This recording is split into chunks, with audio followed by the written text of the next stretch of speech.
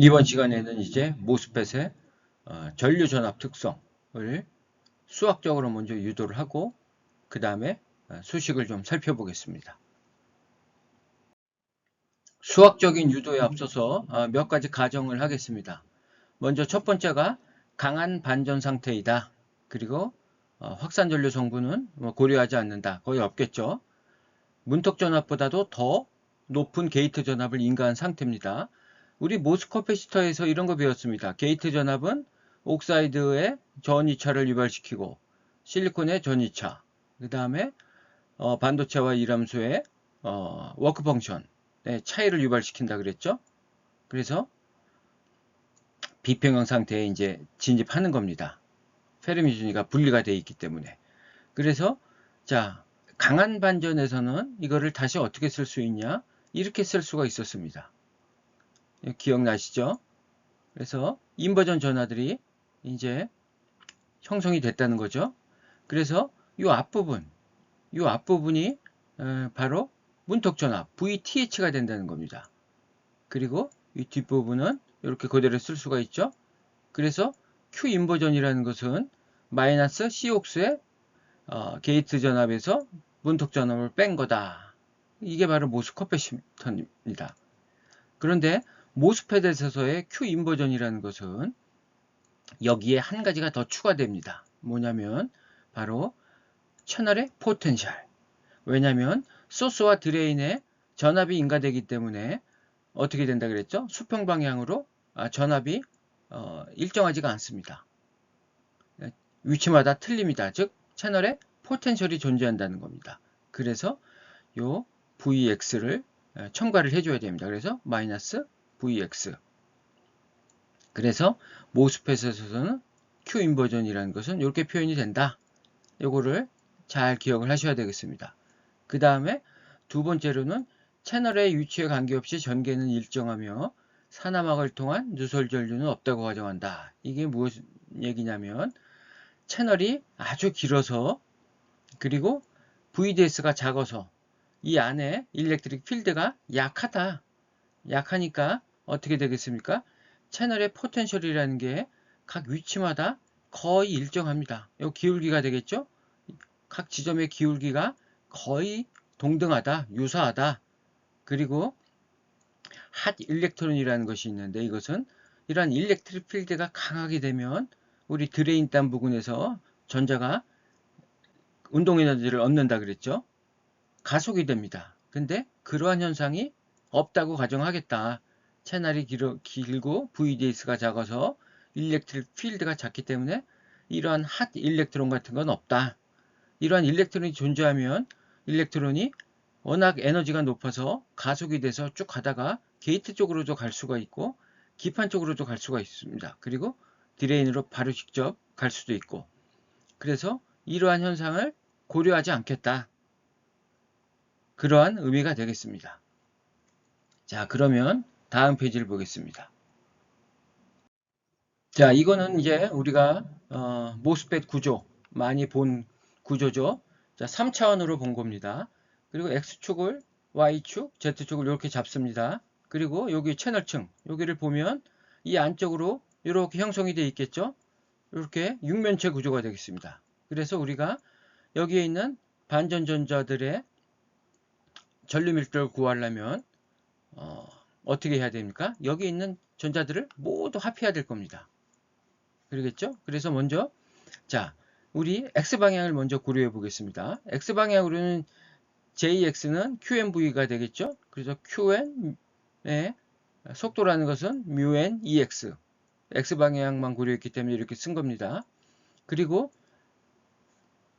전류라는 것은 전류 밀도에다 단면적을 곱해야 되겠죠? AJX가 됩니다. 그럼 여기서 A라는 것은 X를 뺀 나머지 부분, 요 부분, 그 다음에 요 부분, 그죠? dy, dz 이거를 곱해야 되겠습니다. 그래야지 우리가 전체 이 중면체 안에 있는 반전 전자들의 수를 구할 수 있을 겁니다.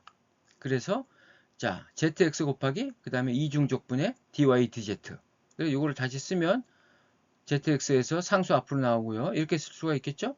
자 이거는 다시 각각 쓰면 이렇게 됩니다. 근데 이 뒷부분을 보면 0부터 이 DZ라는 것은 이거죠. 그래서 0부터 W까지 전부 합해라. 그래서 이건 결국 W가 되는 겁니다. 그 다음에 요 부분은 DY죠. 자, DY라는 것은 여기죠. 여기 있는 반전전자들을 모두 합해라. 그리고 여기다 단면적 곱해주고, 그 다음에 JX 곱해주면 우리 IX를 알 수가 있다는 겁니다. 그럼 요게 뭡니까? 여기에서 전자는 반전전자고, 이거 전하량이죠. 요 QN이라는 것은 바로 여기 안에 있는 총 Q인버전 전하가 되겠습니다. 그래서 모스펫에서는 이렇게 쓸 수 있다 그랬죠. 채널 포텐셜. 이 첨가가 돼서 이렇게 쓸 수가 있습니다. 그래서 요거 여기다 넣고 W 여기다 넣고 대입해서 정리하면 IX는 이렇게 쓸 수가 있고요. 그 다음에 EX라는 것은 전위에 X로 미분해서 마이너스를 붙이면 되죠. 이거를 또 여기다 대입하고 양변을 DX로 곱해주면 여기 IX, DX가 되고 마이너스 없어지고 쭉 그대로 나오겠죠. 그리고 여기는 DVX, 즉 이것은 바로 채널 포텐셜이 되겠죠. 채널 포텐셜이라는 것은 거리에 따라 달라집니다. 미분 거리 변화에 대한 채널 포텐셜의 변화.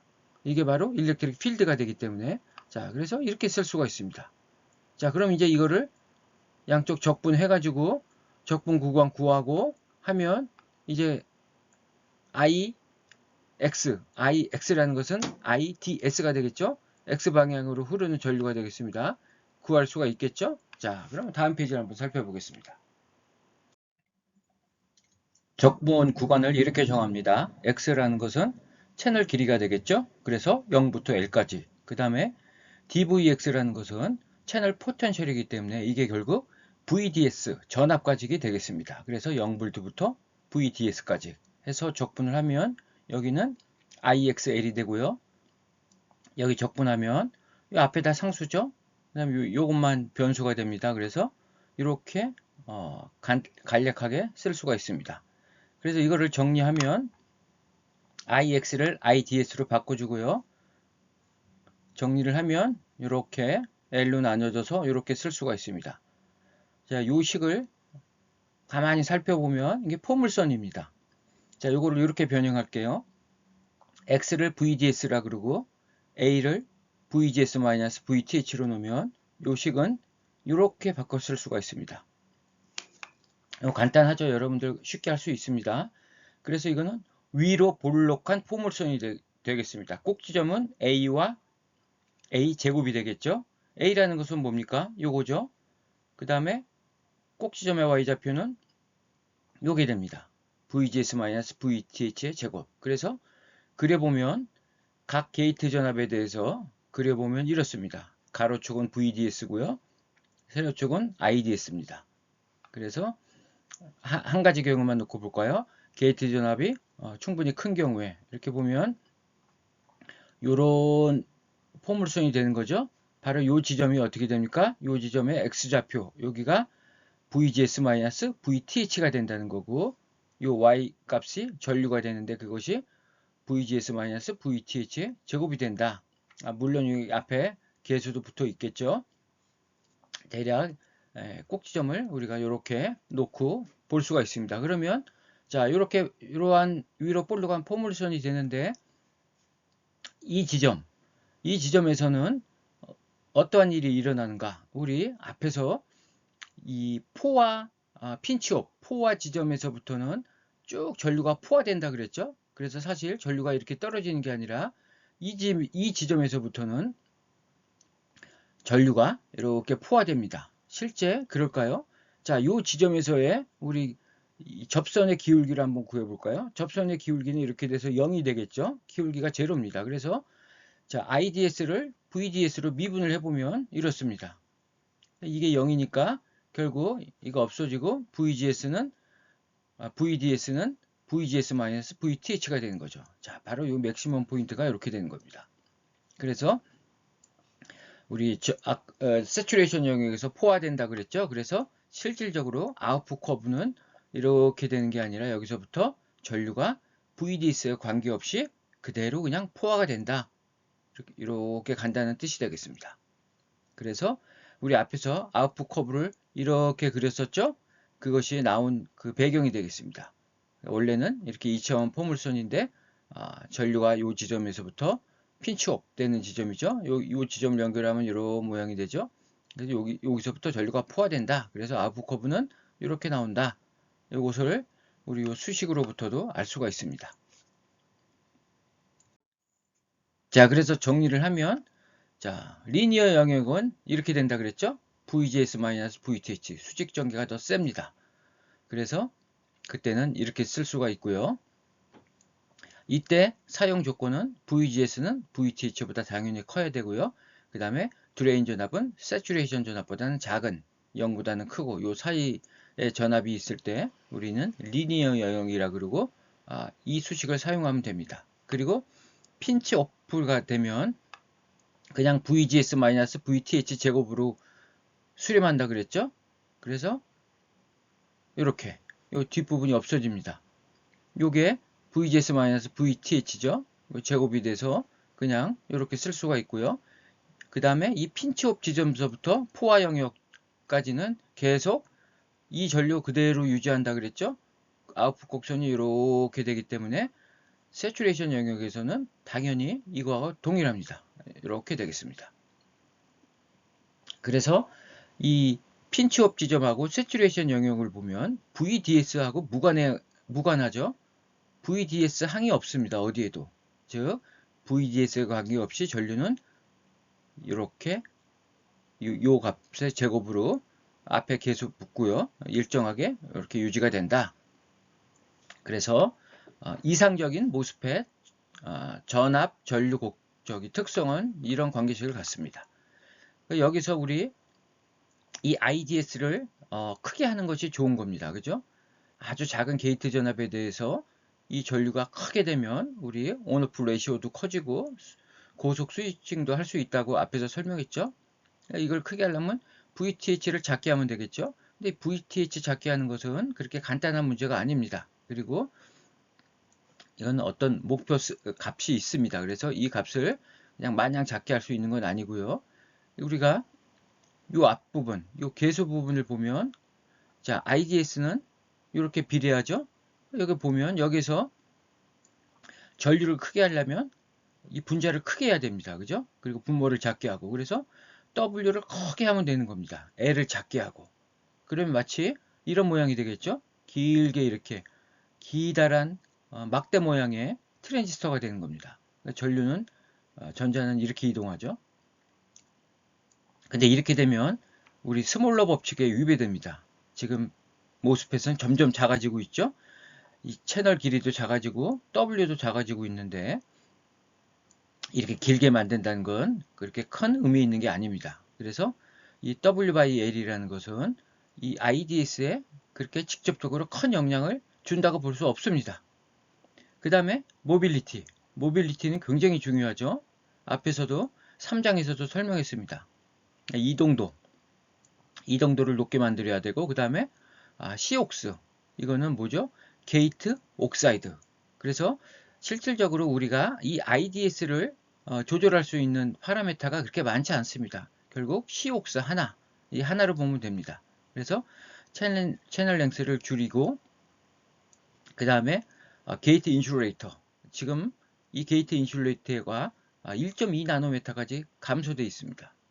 이 두께가 얇아지면 이 C옥수가 증가하죠. 그래서 이것도 한계에 왔습니다. 12옹스톰이라는 것은 굉장히 얇은 거죠. 이렇게 얇아지면 리퀴지 커런트 같은 게 또 생길 수가 있습니다. 그리고 브레이크 다운 전압이 낮아질 수도 있고요.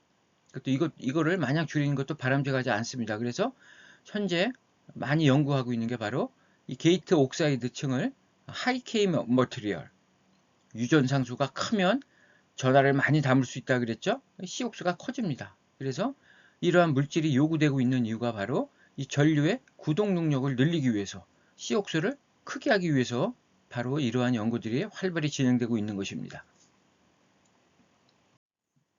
자, 마지막으로 우리 IDS가 요 계수에 비례한다 그랬죠? 여기에서 모빌리티하고 C옥수를 우리 공정 전도 파라메타라고 합니다. 자, 이것은 게이트 옥사이드의 두께하고 관련이 있고 전자의 이동도 관련이 있죠. 이러한 것들은 어떤 라인의 공정의 정밀성, 안정성, 우수성과 관련이 있습니다. 그래서 이런 거를 공정 전도 파라미터라고 하고 공정 조건에서 결정되는 값입니다. 그래서 라인의 공정 능력이 우수하면 이러한 값들이 좋아지겠죠. 그래서 라인의 공정 능력에 의해서 결정되는 트랜지스터의 전류 구동 능력을 의미합니다. 이 값이 클수록 좋은 거죠. 그래서 단위를 보면 이런 겁니다. 그래서 전류 구동 능력을 의미하는 거고요. 그 다음에 여기서 요 전체 요 값, 요 계수가 되겠죠. W/L을 고려한 거를 우리는 컨덕션 파라미터, 전도 파라미터라고 합니다. 이거는 설계가 반영이 된 거죠. 우리가 트랜지스터를 W를 크게 할 수도 있는 거죠. 그 디바이스 상황에 따라 달라지는 겁니다. 그래서 이거는 디바이스 설계에 따라 달라지는 트랜지스터의 구동 능력이다. 이거는 어떻게 보면 순수한 공정 능력이 되는 거고요. 이거는 설계로 해서 디바이스의 특성을 올릴 수가 있다는 겁니다. W를 키우면. 그래서 디바이스에 따라서 달라지는 트랜지스터의 구동 능력이다. 이렇게 이해를 하면 되겠습니다. 자, 그러면 이제 전류 전압 특성 관계식까지 유도했습니다. 이제 다음 시간에는 조금 더 부연 설명을 하고요. 이제 모빌리티 관련된 얘기를 조금 하고요. 그 다음에 요 식을 가지고 우리가 예제를 몇 개 풀어보고 마치도록 하겠습니다. 자, 오늘 강의는 여기까지 되겠습니다.